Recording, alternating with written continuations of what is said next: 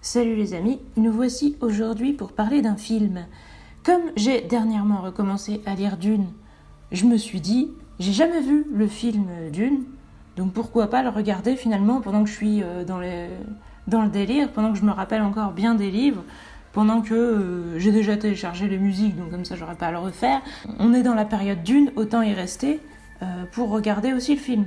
Et puis j'ai entendu des gens en dire du mal, j'ai entendu des gens en dire du bien, donc pourquoi pas finalement me faire mon propre avis. Alors, je peux tout de suite vous dire que, comme je savais que c'était fait par David Lynch, j'avais pas envie de le regarder. Parce que dans ma vie, il s'est passé une chose, c'est que quand j'avais environ 18 ans, je me suis dit, tiens, si je m'intéressais au cinéma. Et du coup, j'ai regardé Mulholland Drive. J'ai rien compris, et je me suis dit, tiens, si j'oubliais l'idée de m'intéresser au cinéma, parce que finalement c'est pas accessible, c'est nul, etc. Alors, probablement que c'est en partie parce que c'est visuel, mais je me suis dit plus tard, quand j'ai repris l'idée de regarder des films vers les 25-27 ans et que j'en ai vu pas mal que j'ai bien aimé, que j'ai découvert Philip Ridley et tout ça, je me suis dit bon, peut-être que le problème c'était David Lynch. Du coup, j'ai repris l'idée de regarder des films, et tant mieux, mais j'ai décidé de blacklister David Lynch. Du coup, j'ai jamais regardé Dune, alors que voilà, justement, l'idée de le regarder aurait pu me venir bien avant, vu que j'adorais la saga et tout. Mais non, parce que je me suis dit, David Lynch, plus jamais. Donc voilà, là je l'ai regardé, je me suis dit, bon allez, on y va. De toute façon, au pire, il va se passer, le film il dure 2h10. Je me suis dit, bon, au pire, je vais me faire chier pendant 2h10, et après, je vais me défouler sur un épisode, et je vais dire, oui, c'est scandaleux, David Lynch, quel enculé, il est pas accessible ce mec, bon, au moins, faites-nous de l'audio description. J'ai pas cherché si si je pouvais trouver le film en audio description, donc ce sera mon problème si ça pose souci, mais en tout cas voilà, j'ai décidé quand même de l'écouter. D'ailleurs, je le dis tout de suite, je l'ai seulement écouté, donc l'apparence sera une catégorie que je vais tout simplement passer, parce que voilà, j'ai juste mis le son, j'ai même pas essayé, tout simplement je l'ai écouté sur YouTube, avec le, comment on appelle, je sais pas, l'extension de Chrome qui bloque les vidéos sur YouTube. D'ailleurs, si vous aussi vous êtes bigleux, que vous en avez rien à foutre des vidéos et que vous êtes un minimum pour l'idée d'économiser de l'énergie, je vous suggère d'installer ce machin parce que autant pas transférer des données qui servent pas, et si la vidéo vous sert pas, ne la faites pas transiter tout simplement par derrière. Je crois que ça s'appelle audio only, un truc comme ça, genre YouTube YouTube audio only, un truc comme ça. Donc voilà, tout ça pour vous dire que Dune, le film, je l'ai regardé. Alors en résumé, c'est la même chose que le premier livre du coup, donc le livre qui s'appelle juste Dune. Donc Paul, Leto et Jessica qui sont envoyés sur Arrakis parce que l'empereur a bien envie de se débarrasser du duc Leto parce qu'il prend trop d'influence. Et du coup, il l'envoie là-bas dans un piège tendu par les Harkonnen. Enfin, les Harkonnen, excusez-moi. Histoire qu'il se fasse buter. La différence, c'est que là, au début du film, il y a un mec de la guilde qui donne des ordres à l'empereur et qui lui parle comme à une grosse merde. Ce qui m'a un peu surpris, mais pas forcément dérangé. Et donc oui, à côté de ça, il y a la révérende dont je me rappelle jamais le nom, là... qui a 3 noms, mais à chaque fois je l'appelle juste Moyam parce que je me rappelle plus de ses noms d'avant, et en plus dans le film ils disent Moï mais pas Moyam, donc je crois que c'est Gaius, Elan, Moyam, un truc comme ça. Donc elle qui veut tester Paul pour savoir si c'est le quiz de Saderac, parce qu'ils disent Saderac, moi je disais Saderac parce que je savais pas, ok, voilà. On parle là-dessus, des complots, etc. Il va falloir survivre au complot des Harkonnen sur Arrakis. Donc au début, on part vraiment sur un but similaire au livre, mais évidemment, il va y avoir des choses qui seront ajoutées, et ça ne va pas me plaire parce que je suis une puriste. Alors je sais que plein de gens vont dire oui, mais les films, il faut pas forcément qu'ils cherchent à imiter les livres point par point, ça sert à rien d'imiter les livres point par point. Moi, je trouve que ne pas le faire, c'est périlleux. Donc ça peut marcher, ça peut être bien, mais la plupart du temps, c'est pas le cas, en tout cas selon moi. Et là, les ajouts m'ont dérangé. Mais bon, je vais y revenir. Donc l'histoire, c'est toujours la même. L'histoire du coup de Paul qui va se révéler, entre guillemets, être le Kwisatz Haderach, le Messie des Fremen, etc. Et qui du coup va faire sa petite ascension pour prendre le pouvoir, etc. Le concept, bah moi, de ce que j'ai compris, le concept du film, c'était bien de faire un truc adapté du livre, mais le truc a circulé de metteur en scène, j'ai compris qu'il y avait Ridley Scott sur le truc, et qu'après il y a eu Jodorowsky et tout ça, enfin bon, ça, le machin a tourné, mais moi je suis pas une spécialiste du cinéma, donc je vais pas vous en raconter des tonnes. En tout cas, David Lynch, il a hérité du machin qui était déjà commencé, qui avait déjà eu une histoire qui s'était mal terminée pour les précédents, et lui-même il l'a pas fini, d'après ce que j'ai compris, mais je vous renvoie chez le Fossoyeur de films pour avoir des informations plus exactes, parce que c'est son boulot et pas le mien. Donc apparemment même David Lynch, il a pas pu tout faire et mettre sa patte partout, mais bon, le Fossoyeur de films trouve qu'il l'a suffisamment mis et que c'est cool, tant mieux pour lui. Mais voilà, donc le déroulement de l'intrigue, moi déjà j'ai un petit problème avec ça, c'est que j'ai beaucoup aimé le début. Ça peut vous paraître, entre guillemets, vous vous attendiez peut-être à ce que je crache sur tout le film, du coup, vu que j'étais pas contente. Mais non, j'ai bien aimé le début. Je sais pas si vous allez voir ce que je veux dire, mais déjà, il y avait vraiment un côté vieux son. Alors ça dépend peut-être de ma vidéo, mais bon, c'est en partie dû au fait que c'est un film des années 80. Vieux son, vieux doublage, avec les voix qui craquent un peu, toutes les intonations qui sonnent vachement faux et vachement exagérées. Les vieilles musiques aussi avec les vieux synthés, tout ça. Enfin, l'ambiance vieux truc, ça m'a plu, même si je trouvais que ça faisait plus tableau, illustration, truc figé que histoire avec un déroulement. J'espère que vous comprendrez ce que je veux dire. Du coup, pour tout ce qui est exposition de la situation initiale, présentation des persos et tout ça, j'ai beaucoup aimé. Mais la deuxième moitié du film, on va dire, à partir de 1 heure et quelques de vidéo, et là, j'ai trouvé que c'était rushé sur rushé, expédié sur expédié. Et en plus, on s'est bien engagé sur les choix qui m'ont dérangé par rapport aux ajouts qui n'étaient pas dans le livre et que j'ai trouvé complètement ridicules.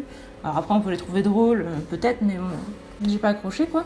Et puis c'est surtout que du coup, ça fait des longues scènes avec des et puis où il n'y a plus grand-chose qui se parle. Et puis quand les gens se parlent, c'est pour dire des choses attendu, cliché et sans intérêt, et vraiment j'ai trouvé que la fin du film du coup faisait rusher alors que pourtant c'est long. Bah j'ai trouvé que les scènes étaient pas intéressantes. Alors que dans la première moitié, si. J'ai bien aimé justement l'exposition de l'empereur, l'exposition des Harkonnen. J'ai vraiment beaucoup aimé comment les Harkonnen étaient faits dans ce film. Leur côté complètement taré, j'ai trouvé vraiment bien fait et vraiment sympa. Et voilà, et puis même l'arrivée du coup des Atreides de sur Arrakis, le petit passage complot avec le chercheur-tueur et tout ça, enfin le tueur-chercheur, je sais plus dans quel ordre il faut le dire. Tout ça, j'ai trouvé ça sympa, avec la vieille Fremen aussi, que Paul sauve et tout, et après qu'il lui fait une petite révélation comme quoi il y a un traître et tout ça. Enfin, tout ça, j'ai trouvé ça cool. Le passage du coup avec Yue, le duc Leto qui essaye de tuer le baron avec la dent et tout ça, j'ai vraiment aimé tout ça.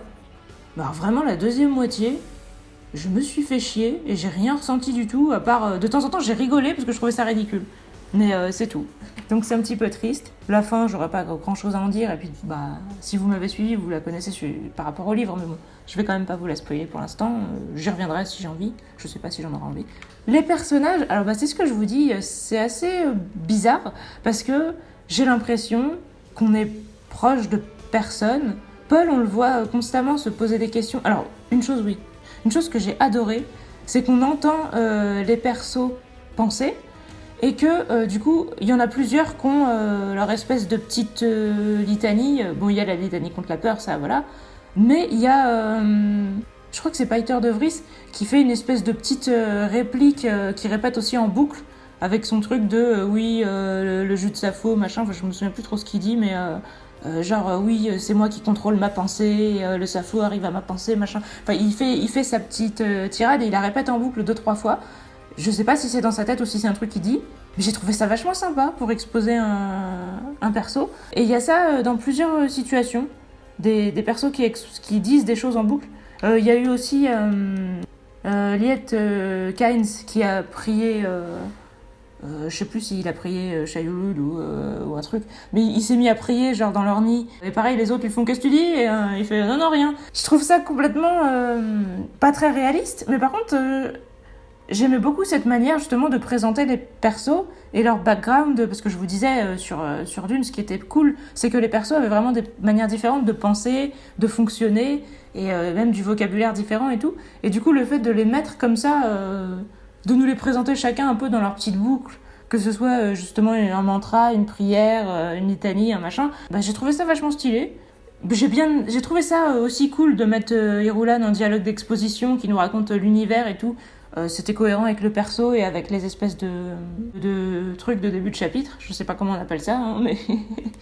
donc ça aussi, j'ai trouvé ça vachement bien. Franchement, sur le début et la manière d'exposer l'univers, il y a plein de trucs que j'ai trouvé bien. Mais par contre, les personnages, je les ai trouvés extrêmement plats. Paul, tout le long, il est en train de dire « Suis-je l'élu ?» Déjà, qui parle comme ça ? « Suis-je l'élu, s'il te plaît ?» Et il le dit, il a l'air à moitié endormi. Shani, alors Shani, j'avais l'impression qu'elle a été défoncée à chaque fois. C'était genre « Paul, mais que fais-tu, Paul ?» Je me disais « Non mais, vous êtes sérieux en fait ? Mais qu'est-ce qu'elle a pris avant de doubler cette meuf ?» Donc je sais pas si elle était cohérente avec le jeu de l'actrice, et si l'actrice aussi avait l'air complètement défoncée comme ça, si c'était censé être un style, je sais pas. Mais franchement, ça me faisait rire, et j'accrochais pas du tout au perso, en fait. Donc les Fremen, j'ai vraiment pas pu m'attacher à qui que ce soit. J'ai l'impression qu'ils ont été complètement expédiés. Grosso modo, la deuxième moitié du film, c'est vraiment que action. Les personnages, ils comptent plus, je trouve. En tout cas, c'est vraiment ce que je trouve. Donc on nous met tout sur Paul et sa destinée, etc. Mais dans le livre, ce sur quoi on nous insiste, c'est que Paul, il le subit, entre guillemets, sa destinée. Et ça lui fait peur d'être à l'origine d'un djihad et tout ça. Et il le fait parce qu'il se dit c'est l'avenir le moins sombre, etc. Mais ça lui fait pas plaisir.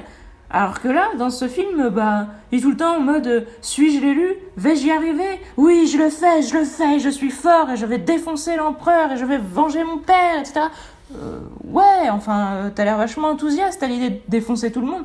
Je trouve que le personnage de Paul, il a l'air complètement froid et sans cœur, alors que ça lui ressemble absolument pas par rapport à ce qu'on en voit dans le livre. Shani, elle a juste l'air défoncée. Jessica, bon, à partir du moment où elle est devenue révérende mère, on la voit plus. Enfin, en tout cas, je sais pas si on la voit à l'image, mais en tout cas, on l'entend plus parler. Stilgar, il a dit 3 mots. Dans la première moitié, on nous présente le docteur Yue, mais est-ce qu'on a... si, le docteur Yue, on peut quand même un petit peu comprendre que il a un problème avec les Harkonnen, mais il est obligé d'obéir, etc. Ça, c'est peut-être le truc que j'ai trouvé le mieux, entre guillemets, sur les persos principaux des Atreides. Enfin, les persos, grosso modo, on les a vus 5 minutes et juste, ils ont eu leur scène d'exposition et leur scène de finale, et puis c'est tout. Et du coup, les personnages, je vous dis, moi... leur scène d'exposition, j'ai bien aimé, mais après, ça n'a pas été plus loin pour moi. Et du coup, je l'ai trouvé extrêmement vide, creux, froid, etc. Donc, est-ce que c'est voulu ? Est-ce que c'est justement de l'esthétique de David Lynch, ou est-ce que ça n'a rien à voir ? J'en sais rien, mais moi, j'ai pas aimé. Et donc, ouais, personnalité... je vous ai dit, j'ai bien aimé les Harkonnen. Leur côté fou est assez bien rendu. Il me semble qu'à la fin, y a l'empereur Shaddam qui fait un truc du genre amenez-moi le gros lard flottant ou un truc comme ça, et ça m'a fait rire parce que je me suis dit... Puis après, il fait le baron et tout, et je me suis dit, t'étais obligé de le préciser, on n'avait pas compris de qui tu parlais. Non, mais y a des trucs comme ça qui m'ont plu et qui m'ont fait rire. Je sais pas. Et puis, j'ai pas compris, j'en reparlerai... peut-être, mais non, bon, on va en parler là, puisque j'ai envie d'en parler maintenant. J'ai pas compris pourquoi ils ont décrété que l'empereur était au service de la guilde, mais genre, encore qu'il soit au service de la guilde, comme les politiciens sont au service des lobbies, ouais, parce qu'il en dépend, mais de là à ce que les mecs de la guilde lui fassent des menaces, et le mec lui dit, oui, vous avez intérêt à rétablir le commerce de l'épice, etc., sinon vous allez finir dans un amplificateur de douleur. Alors je me rappelais que dans le jeu de Dune, les Ordos aussi m'avaient menacé, oui moi, parce que c'était moi qui jouais les Ordos quand on était petit, m'avaient menacé aussi de me mettre dans un amplificateur de douleur, ça m'avait marqué aussi quand j'étais petite. Je sais pas ce que c'est que ce délire avec les amplificateurs de douleur, j'en ai jamais entendu parler dans les livres de Dune. D'où est-ce qu'ils ont sorti ça ? Et pourquoi les mecs de la guilde menacent l'empereur, quoi ? Qu'ils lui disent, si vous continuez à mal gérer, nous, on va plus vous transporter, et vous serez l'empereur de que dalle. Ok, mais qui lui disent Le mec, si tu sers plus à rien, on va te torturer parce que t'es que notre marionnette. Je trouve ça un petit peu cavalier de leur part, un petit peu exagéré. Je sais pas, c'est chelou. Et en plus, ça n'a pas été justifié du tout. Parce qu'au début, moi, je me suis dit, tiens, c'est marrant qu'il s'ajoute ce côté où l'empereur, il obéit au mec de la guilde. Peut-être qu'on va avoir un complot par rapport à ça et des trucs supplémentaires. Ça n'a jamais été justifié. Ça n'a jamais été détaillé. Bon. Donc, évolution, on est vraiment sur un power-up de Paul. Est-ce que c'est intéressant ? Moi, j'ai pas trouvé. Non, ça... Vraiment, le côté... soudainement, il dit qu'il a plus de vision et qu'il va devoir prendre le liquide de l'épice non transformé qui est mortel et que les révérendaires sont censés transformer pour après qu'il y ait des orgies du siècle là. Mais du coup, lui il dit oui, je vais devoir prendre ça, je vais devoir prendre ça. Et Chani, elle lui fait non, ne le fais pas, non, avec son air de défoncer. Il a son background qui lui dit oui, les autres sont morts, etc. Et il est en mode je dois le faire, et il le fait, et pouf, il réalise son destin. C'est vraiment je dois le faire parce que je dois le faire, je le fais, ça marche, youpi. Je sais pas, pour moi, ça tombait complètement à plat, il n'y avait pas d'explication, ça avait l'air vide et creux. Je trouve que tout, en fait, dans la manière dont c'est montré dans le film, tout a l'air ultra arbitraire. Alors au début, on nous expose la situation initiale et ça nous donne l'impression que les choses vont être justifiées, détaillées et qu'on va être dans un univers complexe avec des complots et machin. Et en fait, après, tout ce qui se passe une fois que Paul et Jessica sont chez les Fremen, ça s'enchaîne comme ça, parce que c'est comme ça. Donc voilà, il a des visions parce que c'est comme ça, il prend l'eau de l'épice, machin, et il y survit parce que c'est comme ça, ça lui donne des pouvoirs parce que c'est comme ça, et... l'univers, les lieux et les créatures, sans déconner, Pourtant, c'est vraiment dommage parce que, comme je vous dis, au départ, vraiment, les scènes d'exposition étaient cool. Ah oui, un autre truc que j'avais envie de dire. J'ai bien aimé qu'ils mettent un effet dégueulasse sur la voix des mecs de la guilde parce que, pourquoi pas, ils sont dans une cuve et ils parlent avec un espèce de système qui retransmet leur voix et tout.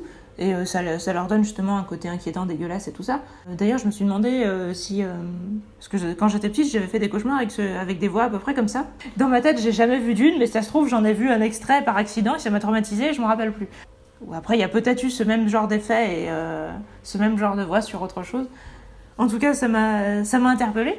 Mais sur les mecs de la guilde, du coup, j'ai trouvé ça bien. Mais par contre, quand les gens utilisent la voix, ils ont décidé de mettre comme effet un espèce de distorsion wah-wah bizarre ultra forte. Alors quelqu'un qui...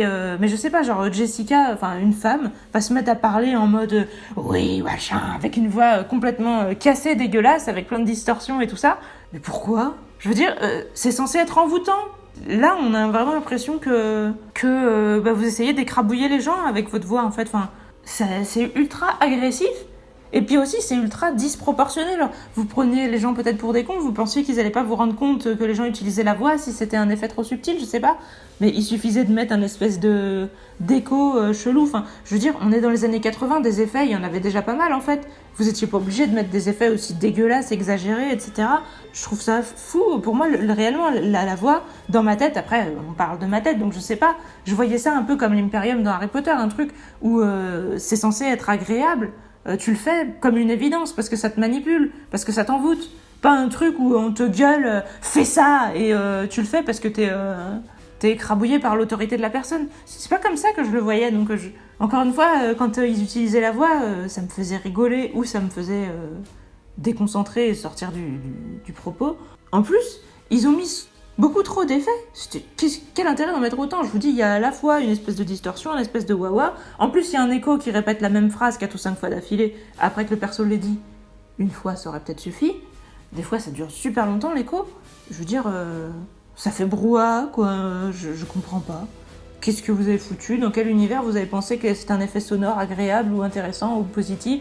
Je sais pas. Est-ce que c'était censé être impressionnant ? Ah, du coup, ça l'est comme... si, je sais pas, je te balance une barre de fer en pleine gueule, c'est impressionnant, tu vois, mais c'est pas agréable, donc... Vous auriez pu faire mieux que ça, je comprends pas. Alors si jamais, d'un point de vue visuel, c'est pareil, franchement, je pense que j'aurais désapprouvé. Hein. Je peux pas juger, donc je vais rien dire, mais d'un point de vue audio, voilà. Autant les musiques sont cool, elles sont épiques et tout ça, autant les effets... Du coup, logique et cohésion, il y en a pas. Il y en a pas, comme je vous dis, Paul, il a des pouvoirs parce que c'est comme ça. Et voilà, il est le Messie. En plus, les choses qui... Mais ça, je l'ai déjà dit, mais je le redis, ça m'énerve vraiment. Les choses où dans le livre, on nous expliquait qu'elles étaient là parce que c'était la mission... La Missionaria Protectiva du Bene Gesserit qui les avait mis... Oui, j'ai encore changé de prononciation parce que du coup, j'ai adopté celle du film. Qui les avait implantés chez les Fremen et tout. Là, ça a jamais été dit. Donc on nous dit, il est dit que... comme dans les prophéties, etc. Ouais, mais les prophéties, on nous dit pas d'où elles viennent, donc on n'a aucun recul là-dessus. C'est comme ça, parce que c'est... Du coup, on est totalement dans le délire religieux. Mais pour moi, c'est totalement le contraire de l'objectif du livre de Dune, quoi. Pour moi, le but, c'était vraiment d'avoir du recul sur les religions, de comprendre comment elles naissaient, comment elles se forgeaient, pourquoi elles se renforçaient, etc. Enfin, c'était, pour moi, analytique vis-à-vis de la religion. Là, on est juste dedans, que ce soit Paul ou les Fremen ou quoi, tout le monde a l'air d'y croire. Paul, il est en mode « je suis l'élu », avec argument d'autorité. Et les Fremen sont oui, t'es l'élu, comme le dit la prophétie, etc. De tout temps, on a attendu notre Messie, etc. Enfin, ouais, ok, super. On sait pas pourquoi y a des révérentes mères là et qu'ils attendaient une révérente mère, etc. Ça a jamais été dit, que... Je sais pas. Ça me désappointe complètement. Mystère et découverte, il y en a, oui, il y en a, parce qu'il y a le côté, on arrive sur la planète Arrakis, on l'explore, on la voit d'abord dans la ville, etc., et puis après on part chez les Fremen et tout. Donc ça, ça doit être visuel, mais je pense qu'il y en a, mais ça doit être visuel. Donc pour les Biglots, ne vous attendez pas grand-chose. Le seul mystère et découverte que vous aurez, c'est de vous demander à quoi vont ressembler les persos. Et comme je vous dis, au niveau exposition, c'est cool. Vous allez peut-être trouver sympa aussi les scènes avec les Harkonnen qui sont complètement jetées. Mais du coup, moi, j'ai trouvé vraiment que c'était ce qu'il y avait de plus sympa dans le film. Mais sinon, rien de spécial. Les musiques sont vraiment cool. Mais je vous les avais déjà mis quand je parlais des livres et je vais vous les remettre du coup. Elles sont toujours bien, franchement, bien épiques. Après, du coup, dans les moments où je trouvais que c'était ridicule, voilà, je trouvais ça encore plus ridicule, parce que pour moi, tu mets de la musique épique dans un moment ridicule, ça renforce le ridicule. Mais sinon, en soi, les musiques sont sympas. Le doublage, comme je vous ai dit, est-ce que c'est voulu ou pas que tout soit extrêmement monocorde ? Du coup, ça paraît cohérent quand les gens balancent des litanies, des prières et machin, ou pour les scènes d'exposition avec Irulan qui parle au début et tout. Mais quand il se passe des scènes d'action et tout, les gens gueulent genre « Oh Oh Oh !» Bon, comme je vous ai dit, on a Shani qui est en mode « Paul, je t'aime, Paul !» Je suis aussi relativement désappointée par ce doublage. Est-ce que c'était voulu d'avoir un côté très plat, très froid, très monocorde, où du coup ça renforce le côté dégueulasse des années 80 avec les bons et les mauvais côtés que ça implique. Comme je vous dis... Je trouve qu'en tant que tableau, qu'œuvre un peu figée, si on en regarde juste des extraits et qu'on voit le côté un peu kitsch daté et tout, ça fait un truc sympa, enfin une espèce d'ovni, d'objet en soi intéressant. Mais par contre, pour rentrer dans l'histoire et tout, à la fin, c'est mort, quoi. En note globale, j'ai réfléchi assez longtemps et je me suis dit que je mettrais 4. Parce que pour moi, je peux pas mettre la moyenne à ça. Comme je vous dis, pour moi, la deuxième moitié est complètement ratée. Mais dans le début, il y a des bons trucs, il y a des bonnes idées. Il y a des trucs qui m'ont fait plaisir. Je me suis pas fait chier. À part à la fin, comme je vous dis, où j'étais dérangée partout et j'attendais que ça se termine et je rigolais de temps en temps avec les cris et tout, là.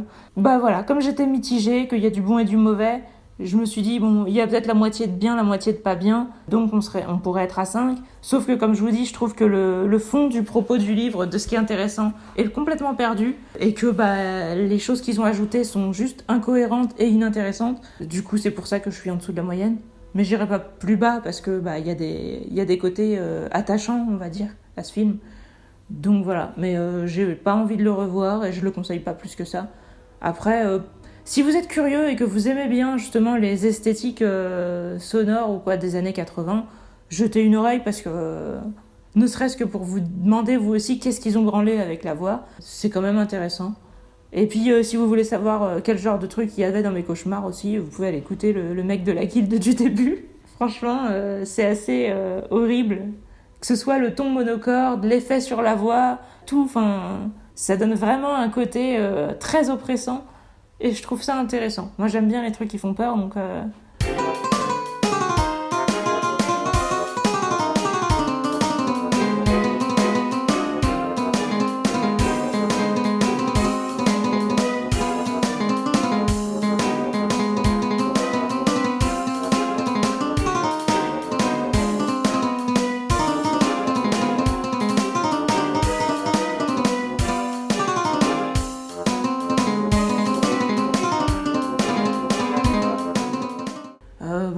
Alia, à la limite, on l'a vu vite fait, et c'est rigolo. Après, même si elle se résume un peu à dire « Attendez que mon frère arrive, et il va vous casser la gueule », mais bon, voilà, ça fait quand même une enfant qui parle comme une adulte, et elle peut quand même tuer le baron, donc c'est quand même pas trop dégueulasse. Sinon, ouais, on a 2 minutes de Gurney, ça me fait super plaisir de te revoir et tout ça. Mais déjà, il essaye pas de tuer Jessica. Alors je me suis dit, bon, c'est vrai que ça aurait peut-être pris du temps de faire cette partie. Et on n'avait pas forcément mis assez d'éléments pour que ça tourne comme ça et tout. Mais j'ai trouvé qu'en fait, tout ce qui était intéressant dans les persos, c'était un peu. Enfin, c'était soit enlevé, soit trop rushé pour être intéressant. Franchement, voilà, Gurney, il a dit ça me fait plaisir de te revoir. Après, j'imagine qu'il s'est mêlé au combat, mais voilà. Franchement, mais à partir de la deuxième moitié, ça sert plus à rien. Duncan, voilà, hein, on le voit juste se sacrifier pour Paul dans la scène pour qu'il s'échappe avec les Fremen et tout, mais sinon, j'ai pas l'impression qu'il serve à quoi que ce soit. Bah, du coup, Gurney, j'imagine, comme il est rejoint à la fin, il va sûrement être utile dans la bataille, mais bon, voilà. À la limite, le duc Leto aussi, ça va, parce que juste avant qu'il meure, il est en train de penser j'aurais dû t'épouser, Jessica, machin. Encore une fois, j'ai trouvé ça bien que les gens, qu'on entende leurs pensées, et sur une espèce de ton monocorde chuchoté, etc. Et en même temps, ça rend aussi, encore une fois, les persos très creux, très froids. J'ai l'impression qu'il y a zéro émotion dans ce film. On est sur un truc pseudo-épique, où moi, j'en aime le côté cheap, vieux son et tout. Mais par contre, du coup, comme exposition, ouais, ça sonne bien, mais comme truc qui se développe et où on est censé croire à ce qui se passe et avoir l'impression que c'est épique et tout, pour moi, ça tombe juste à plat. Donc toute la fin... En plus, on nous fait, voilà, Paul, il a réalisé sa destinée, il était l'élu, et oui, et puis ça conclut, genre la dernière phrase du film, c'est Alia qui fait oui, il a pu le faire, car il est le Kwisatz Haderach. Le but de Dune, en fait, c'était pas de sombrer justement dans le délire religieux, pseudo-épique, machin. Enfin, c'était justement d'avoir du recul là-dessus et de se rendre compte de la tragédie que ça impliquait, que c'était, entre guillemets, un peu les masses ignorantes qui voulaient croire à ce genre de truc et que, du coup, il a utilisé ça pour les manipuler parce que c'était le moyen de prendre le pouvoir et de rendre le monde moins pire. Mais grosso modo, c'est quelque chose qui est subi et qui est plutôt négatif. Mais là, on nous le présente comme si c'était ça, le côté positif, et qu'on était censé admirer ça. Moi, ça me dérange, même d'un point de vue, justement, idéologique, en fait. Non, je trouve que le côté... ce qui fait le plus ressembler ce film à une espèce de pseudo-blockbuster bizarre, c'est ce qui le rend le plus déconcertant, et potentiellement, pour moi, ça rend le truc négatif, parce que autant c'est vrai que ça lui donne un côté bizarre, et on pourrait se dire c'est rigolo parce que c'est bizarre, autant j'ai l'impression que ça passe à côté de tout. Ça passe à côté du livre, ça passe à côté de ce que ça aurait peut-être pu faire de bien en film. Je trouve que ça tombe à plat, donc je sais que le fossoyeur de film trouve que c'est cool, mais voilà. L'empereur est une petite merde qui rentre devant les mecs de la guilde. Du coup, on sait pas comment Paul va résoudre ça. Ça sera jamais non plus précisé, hein. Parce que bon, il peut toujours prendre la place de l'empereur, mais si l'empereur rampait devant les mecs de la guilde, pourquoi lui il ferait pas pareil ? Bah peut-être car il est le Kwisatz Haderach, mais sinon je vois pas. Voilà, bon après, alors il y a tout le délire, il va falloir qu'on y vienne, hein, évidemment les ajouts du film. Déjà, les Atreides qui vont sur Arrakis, sachant qu'il y a un complot. Dans le livre, ils disent oui, mais on n'a pas le choix parce que en fait, si on désobéit à l'empereur, on va devenir une maison renégade. Si je me souviens bien, vous me corrigerez si je me trompe, mais il me semble que c'était pour ça qu'ils y allaient. Donc en gros, ils y vont parce qu'ils n'ont pas le choix, même s'ils savent que c'est un piège. Et la seule chose qu'ils peuvent espérer pour survivre, c'est résoudre le piège et reprendre le dessus et arriver réellement à diriger Arrakis, tout en sachant que même l'empereur est contre eux et que du coup, ça va être super chaud. En gros, il faut qu'ils mettent l'empereur dans une situation où il ne pourra plus se permettre d'aider les Harkonnen, mais sachant qu'il a l'intention de le faire et que c'est quand même l'empereur et qu'il a les moyens, ils savent qu'ils sont quasiment sur un suicide, mais qu'ils n'ont pas le choix. Parce que c'est comme ça que ça fonctionne, l'Empire, et que s'ils deviennent une maison renégate, ils auront aussi... ils vont perdre leur influence, et de toute façon, ils risquent de se faire buter et disparaître, etc. Donc dans tous les cas, c'est un suicide, peu importe le choix qu'ils font. Donc ils ont décidé de faire le choix, entre guillemets, honorable, et de au moins mourir en essayant de rester honorable jusqu'au bout. Parce que c'est la mentalité des Atreides.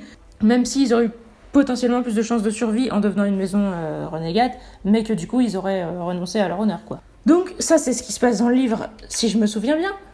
Mais du coup, là, ils y vont parce que ils ont développé des nouvelles armes. Donc en gros, ils disent, oui, mais les Harkonnen, ils pensent qu'ils vont nous battre, mais nous, on va les battre parce qu'on a des armes. Et leurs armes, si j'ai bien entendu les bruits que ça faisait et tout, ça a l'air d'être des machines. Alors, quid du djihad butlérien, en fait?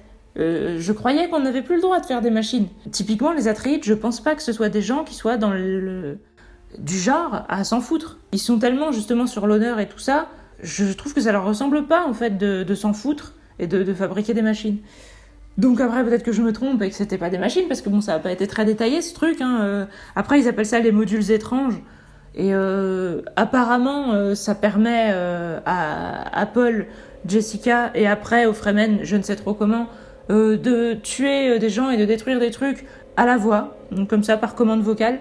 Donc ça leur permet de faire des cris genre ça ta et du coup plein de fois j'étais en train de rigoler et de me dire ça ta, je m'imaginais crier Fat 32 ou des trucs comme ça. Je me suis dit mais quel est le fuck, je sais pas. En plus le pire c'est que Paul leur dit oui, grâce à la voix et grâce à ce qu'on va vous apprendre, vous pourrez paralyser les muscles de nos ennemis. Oui, et éclater leurs os. Non. Le principe de la voix, c'est de manipuler l'esprit des gens, c'est pas d'éclater la matière en fait. Et du coup, cette histoire de choses mélangées, bon. Et après, à la fin, on nous dit oui, Paul maintenant, il a qu'à balancer ses cris et sa tue sans modules étranges parce qu'il est le Kwisatz Haderach. Ok. Donc je croyais que c'était fait par des machines, les éclatements à la voix, mais bon, au point où on en est, je sais pas. Mais moi j'ai démissionné à un moment. Ce qui est rigolo, parce que le fossoyeur de film a dit ce truc, ça donne du sens au moment où Paul dit ah oui, mon nom tue, parce qu'il y a Stilgar qui fait Muad'Dib, et puis ça fait Muad'Dib. Ouais. Mais il dit, ouais, t'aurais pu dire assiette de frites ou quoi, et ça aurait eu le même résultat. Ouais, je trouve ça un peu ridicule. Vraiment, ça m'a perturbé ce truc-là. Ça m'a rendu... Enfin, ça a fait que j'ai vraiment fait quasiment que rigoler dans le combat final. Ça m'a complètement cassé le côté prétendu épique du truc. Et puis voilà, hein, encore une fois, je vous dis, c'est des trucs... On sait pas comment ça marche, on sait pas pourquoi c'est là. Et puis alors oui, les Atreides, non seulement ils ont violé les conventions, etc., parce qu'ils ont fabriqué des machines, mais en plus, dans le livre, c'est les Harkonnen qui ramènent les atomiques pour faire péter les boucliers. Et les Atreides, enfin, encore une fois, arrêtez-moi si je me trompe, mais j'ai pas le souvenir que les Atreides en aient fait autant. Je pense pas que ce soit leur genre non plus, en fait. Donc, dans le livre, il me semble que, voilà, c'est les Harkonnen qui utilisent les atomiques, et ça pose énormément de problèmes à tout le monde.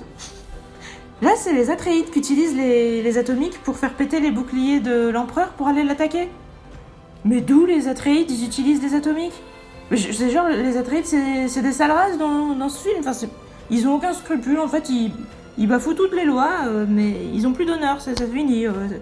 La marque de fabrique des Atreides, non, en fait, voilà. C'est juste que les Harkonnen, eux, c'est bien des salauds, donc en comparaison, les Atreides, ils ont l'air sympas, mais sinon, ça va pas plus loin, quoi. Bon, donc vous me direz si je me trompe et que les Atreides ont quand même utilisé des atomiques pour faire péter les boucliers de l'empereur pour aller l'attaquer. Mais moi j'ai pas le souvenir. Et le pire c'est qu'ils avaient pas besoin de ça.